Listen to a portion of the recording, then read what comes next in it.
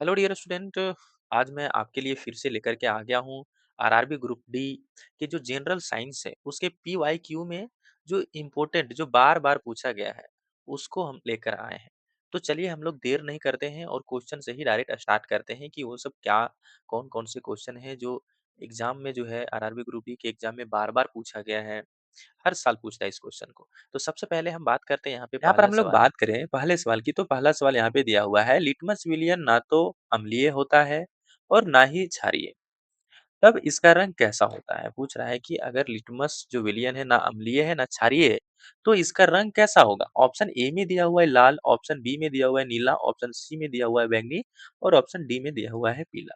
तो यहाँ पर जो हमारा ऑप्शन नंबर सी है वो बिल्कुल सही हो जाएगा। क्या हो जाएगा? ये उसका रंग कैसा हो जाएगा? बैंगनी हो जाएगा। ठीक है। अब हम लोग चलते हैं नेक्स्ट सवाल की ओर। नेक्स्ट सवाल यहाँ पे देखें कि पूछ रहा है, मानव शरीर में निषेचन निषेचन यानी फर्टिलाइजेशन की प्रक्रिया निम्नलिखित में से किस अंग में संपन्न होती है? यानी फर्टिलाइजेशन है, निषेचन है, वो किस अंग में संपन्न होता है मानव शरीर में? पहला ऑप्शन दिया हुआ है गर्भाशय, दूसरा ऑप्शन जो हमारा बी है वो दिया है अंडवाहिनियां, सी नंबर ऑप्शन दिया हुआ है योनि और डी नंबर ऑप्शन दिया हुआ है अंडाशय। तो यहाँ पर जो हमारा सही ऑप्शन हो जाएगा ये हो जाएगा ऑप्शन नंबर बी। कहाँ पे? अंडवाहिनियां पे हमारा जो फर्टिलाइजेशन है वो संपन्न होता है। ठीक है। अब हम लोग चलते हैं नेक्स्ट सवाल की ओर। नेक्स्ट सवाल यहाँ पे हमारा 3 नंबर है, आधुनिक आवर्त सारणी में तत्वों को किस आधार पर व्यवस्थित किया गया है? ऑप्शन ए में दिया हुआ है परमाणु द्रव्यमान के बढ़ते क्रम में, ऑप्शन बी में दिया हुआ है परमाणु क्रमांक के बढ़ते क्रम में, ऑप्शन सी में दिया हुआ है रासायनिक अभिक्रियाशीलता के आधार पर, ऑप्शन डी बोल रहा है न्यूट्रॉनों की संख्या के आधार पर। तो यहाँ पर जो हमारा सही आंसर हो जाएगा वो क्या हो जाएगा? ऑप्शन नंबर बी, यानी परमाणु क्रमांक के बढ़ते क्रम के अनुसार हमारा जो आधुनिक आवर्त सारणी है उसके तत्वों को व्यवस्थित किया गया है। ठीक है। अब हम लोग चलते हैं नेक्स्ट सवाल की ओर। नेक्स्ट सवाल यहाँ पे हमारा 4 नंबर है, पूछ रहा है जब प्रकाश की किरण एक विरल माध्यम से सघन माध्यम में प्रवेश करती है तो क्या होता है? ऑप्शन ए में दिया हुआ है इसकी गति बढ़ जाती है और यह अभिलंब से दूर हट जाती है। ये बिल्कुल गलत बात है, क्योंकि जब विरल माध्यम से सघन माध्यम में जाता है तो अभिलंब की ओर झुकता है कि नहीं? तो ये हमारा ऑप्शन गलत हो गया। ऑप्शन बी में पूछ रहा है इसकी गति कम हो जाती है और अभिलंब की ओर झुक जाती है। हाँ, ऑप्शन बी जो है वो बिल्कुल मेरा सही जवाब है। ठीक है। जब ऑप्शन सही मिल जाए तो आगे फिर नहीं बढ़ना। अगर दो ठो दिया हुआ तो एक दोनों में हम लोग मारते हैं। ठीक है। यहाँ एक ही ठो दिया हुआ है, कहीं पे यहाँ लिखा हुआ है एक, बी और सी दोनों नहीं लिखा हुआ है, तो एक ही यहाँ पे जो बी हम लोग पढ़े ये सही है। तो इसको टिक करके आगे निकल जाना है, टाइम बर्बाद नहीं करना है एग्जाम के टाइम में। ठीक है। चलिए अगला सवाल यहाँ पे पूछ रहा है, 5 नंबर जो पांचवा है वो पूछ रहा है मस्तिष्क का कौन सा भाग शरीर के संतुलन और पोस्चर को नियंत्रित करने के लिए जिम्मेदार है? ठीक है। ऑप्शन ए में दिया हुआ है प्रथम मस्तिष्क यानी सेरिब्रम, ऑप्शन बी में दिया हुआ है अनुमस्तिष्क, ऑप्शन सी में दिया हुआ है मेडुला और ऑप्शन डी में दिया हुआ है हाइपोथैलेमस। तो यहाँ पर जो हमारा सही आंसर हो जाएगा ये हो जाएगा ऑप्शन नंबर बी। क्या हो जाएगा? अनु अनुमस्तिष्क। क्या हो जाएगा? अनुमस्तिष्क यानी सेरिबेलम। सेरिबेलम। ठीक है। अब हम लोग चलते हैं नेक्स्ट सवाल की।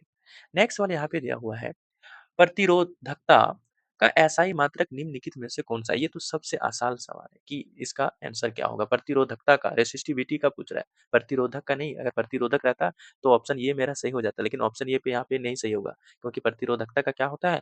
ओम मीटर होता है। क्या होता है? ओम मीटर। तो यहाँ पर हमारा ऑप्शन बी बिल्कुल सही हो जाएगा। ठीक है।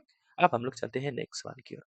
नेक्स्ट सवाल यहाँ पे हम लोग देख रहे हैं, पूछ रहा है प्लास्टर ऑफ पेरिस यानी पीओपी का सही रासायनिक सूत्र क्या है? ऑप्शन मेरा जो ए में दिया हुआ है CaSO4 2H2O, ऑप्शन बी में दिया हुआ है CaSO4 half H2O, option C में दिया हुआ है CaSO4 5H2O और ऑप्शन डी में दिया हुआ है NaCO3 और 10H2O। तो यहाँ पर जो हमारा सही जवाब हो जाएगा ये हो जाएगा ऑप्शन बी, यानी CaSO4 and half H2O, half H2O। ठीक है। अब हम लोग चलते हैं नेक्स्ट सवाल की ओर। नेक्स्ट सवाल यहाँ पे हम लोग देखें, जो 8 नंबर है उसमें पूछ रहा है पौधों में लचीलेपन और आंतरिक शक्ति के लिए कौन सा अस्थायी ऊतक जिम्मेदार है? इसके पिछले वीडियो में भी हम बताए थे। देखिए यहाँ पे क्वेश्चन रिपीट हो गया। समझ में आ रहा है आपको? तो यहाँ पर देखिए ऑप्शन जो ए हमारा दिया हुआ है पेरेनकाइमा, ऑप्शन बी में दिया हुआ है कोलेनकाइमा, ऑप्शन सी में दिया हुआ है अस्केलेनकाइमा, अस्क्रेलेनकाइमा सॉरी, और ऑप्शन डी में दिया हुआ है जाइलम। तो यहाँ पर हमारा ऑप्शन नंबर बी है, वो बिल्कुल सही आंसर है, यानी कोलेनकाइमा के ही कारण मेरा जो पेड़-पौधा होता है, उसमें लचीलापन होता है और आंतरिक शक्ति मिलता है, ठीक है? अब हम लोग चलते हैं नेक्स्ट 9 नंबर यानी 9 नंबर जो क्वेश्चन है, वो पूछ रहा है, वाहनों में पीछे का दृश्य देखने के लिए किस दर्पण का उपयोग किया जाता है? ऑप्शन ए में दिया हुआ है अवतल दर्पण, ऑप्शन बी में दिया हुआ है उत्तल दर्पण, ऑप्शन सी में दिया हुआ है समतल दर्पण और ऑप्शन डी में दिया हुआ है परवलयिक दर्पण। तो यहाँ पर जो हमारा ऑप्शन नंबर बी है, वो बिल्कुल सही हो जाएगा। क्यों? क्योंकि जो उत्तल दर्पण है, ये वस्तु का छोटा प्रतिबिंब बनाता है। कैसा प्रतिबिंब बनाता है? छोटा प्रतिबिंब बनाता है, ताकि जो बड़े-बड़े गाड़ियाँ अगर पीछे आती है, तो उसका जो प्रतिबिंब है, वो इसमें बन सके। इसलिए इसमें उत्तल दर्पण का यूज़ किया जाता है, ठीक है? अब हम लोग चलते हैं नेक्स्ट सवाल की ओर। नेक्स्ट सवाल यहाँ पे हमारा 10 नंबर है, वो पूछ रहा है, निम्नलिखित में से कौन-सा पादप हार्मोन कोशिका विभाजन को तेज़ी से प्रेरित करता है? ऑप्शन ए में दिया हुआ है ऑक्सिन, ऑप्शन बी में दिया हुआ है जिब्रेलिन, ऑप्शन सी में दिया हुआ है साइटोकिनिन, ऑप्शन डी में दिया हुआ है एब्सिलिक अम्ल। तो यहाँ पर जो हमारा सही ऑप्शन हो जाएगा, ये क्या हो जाएगा? ऑप्शन नंबर सी यानी साइटोकाइनिन। साइटोकाइनिन जो है, वो पादप हार्मोन है। साइटोकाइनिन जो पादप हार्मोन है, वो क्या करता है? कोशिका विभाजन को तेजी से प्रेरित करता है। ठीक है? अब हम लोग चलते हैं नेक्स्ट सवाल की ओर। नेक्स्ट सवाल यहाँ पे हमारा 11 नंबर 11 नंबर है। यहाँ पे पूछ रहा है, बायोगैस और सीएनजी का मुख्य घटक निम्नलिखित में से कौन-सा है? ऑप्शन ए में दिया हुआ है एथेन, ऑप्शन बी में दिया हुआ है प्रोपेन, ऑप्शन सी में दिया हुआ है ब्यूटेन और ऑप्शन डी में दिया हुआ है मीथेन। तो यहाँ पर जो हमारा सही आंसर हो जाएगा, ये हो जाएगा ऑप्शन नंबर डी यानी मीथेन गैस, ठीक है? अब हम लोग चलते हैं नेक्स्ट सवाल की ओर।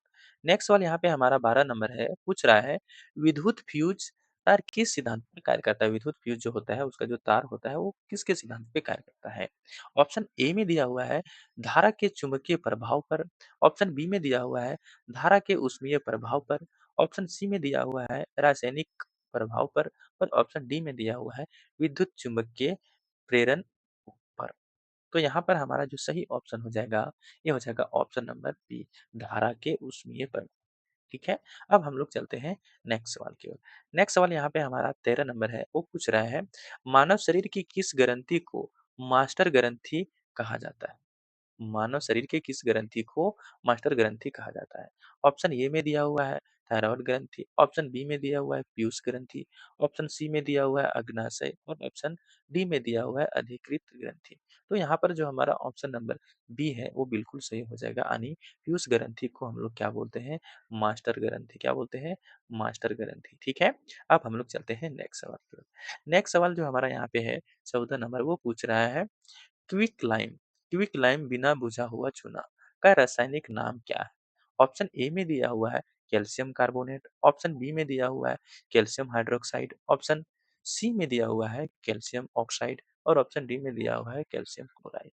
तो यहाँ पर जो हमारा सही आंसर है, ये हो जाएगा ऑप्शन नंबर सी यानी कैल्शियम ऑक्साइड, ठीक है? ये किसका सूत्र होता है?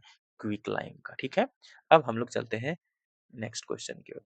नेक्स्ट क्वेश्चन हमारा क्या है? 15 नंबर, गुरुत्वाकर्षण के सर्वाधिक नियम गुरुत्वाकर्षण के सर्वाधिक नियम का प्रतिपादन किसने किया था? ऑप्शन ए में दिया हुआ है अल्बर्ट आइंस्टीन, ऑप्शन बी में दिया हुआ है आइजैक न्यूटन, ऑप्शन सी में दिया हुआ है गैलीलियो गैलीली और ऑप्शन डी में दिया हुआ है जोहान्स केपलर।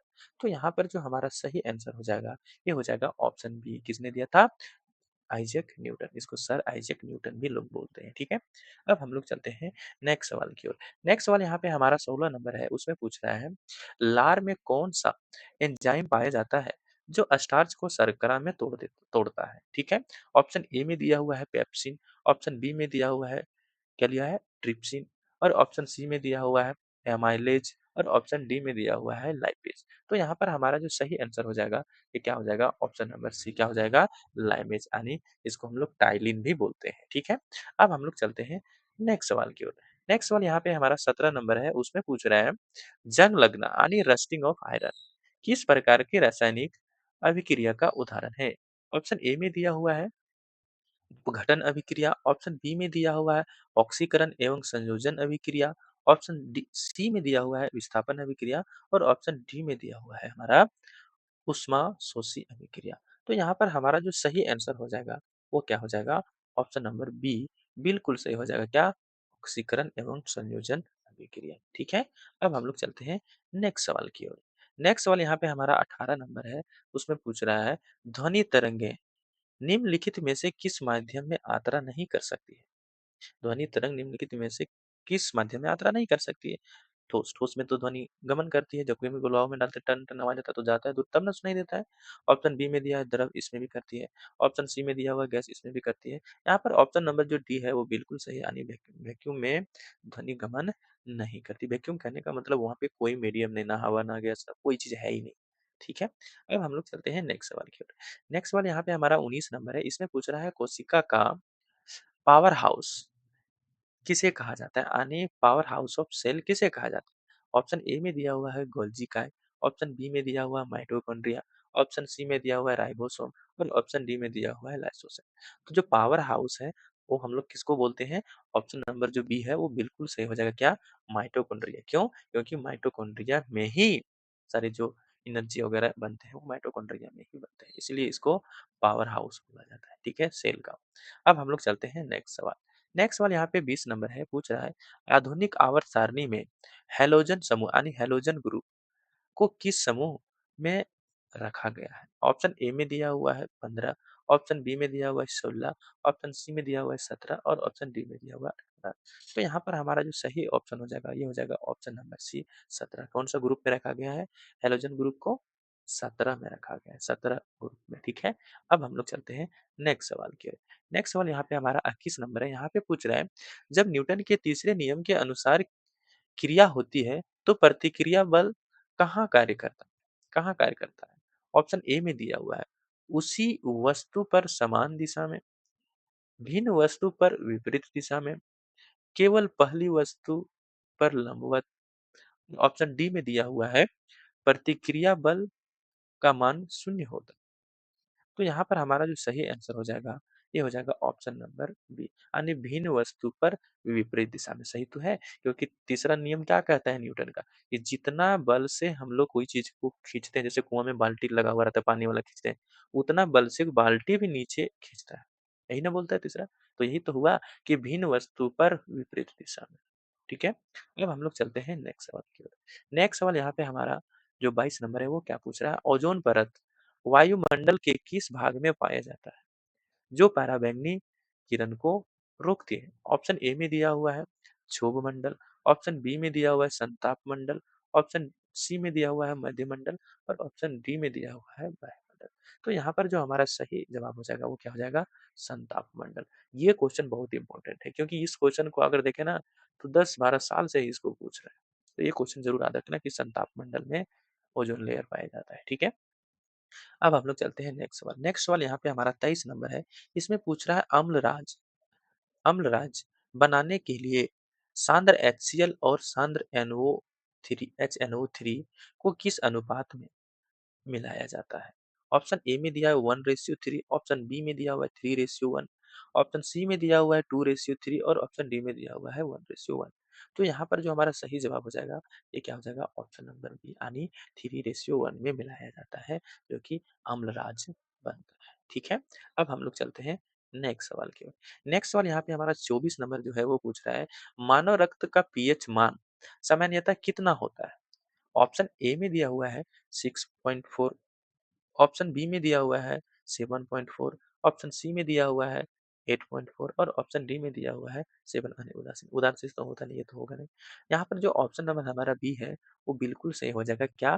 जो रक्त का पीएच मान है वो क्या होता है? 7.4, यानी हल्का क्षारीय होता है। ठीक है? अब हम लोग चलते हैं नेक्स्ट सवाल की ओर। नेक्स्ट सवाल जो हमारा लास्ट है 25 नंबर, उसमें क्या पूछा है? वाहनों की गति को मापने के लिए डैशबोर्ड में कौन-सा अंतर लगा होता है? यानी वाहनों जो चलता है उसका गति को मापने के लिए डैशबोर्ड में कौन-सा अंतर लगा होता है? जो हमारा मीटर दिखता है उसमें कौन-सा मीटर लगा होता है? ऑप्शन ए में दिया हुआ है ओडोमीटर, ऑप्शन बी में दिया हुआ है स्पीडोमीटर, ऑप्शन सी में दिया हुआ है अल्टीमीटर, ऑप्शन डी में दिया हुआ है लैक्टोमीटर। लैक्टोमीटर तो दूध की शुद्धता को पता करने के लिए जाता है। एम मीटर तो एल्टीमीटर है, सॉरी एमीटर नहीं है। तो यहाँ पर जो हमारा ऑप्शन बी है, वो बिल्कुल सही हो जाएगा क्या?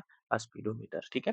तो ये सब जितने भी हम आपको क्वेश्चन बताए हैं 25, ये बार-बार रिपीट होने वाले क्वेश्चन हैं। तो एक बार क्या करें कि इसको जो है आप कॉपी में ज़रूर लिखें, ताकि आप रिवीजन के टाइम या तो वीडियो को 2x में करके देख लो, या तो फिर अपना कॉपी से रिवीजन कर लो, ठीक है? तो चलिए मिलते हैं आपको हम नेक्स्ट वीडियो में।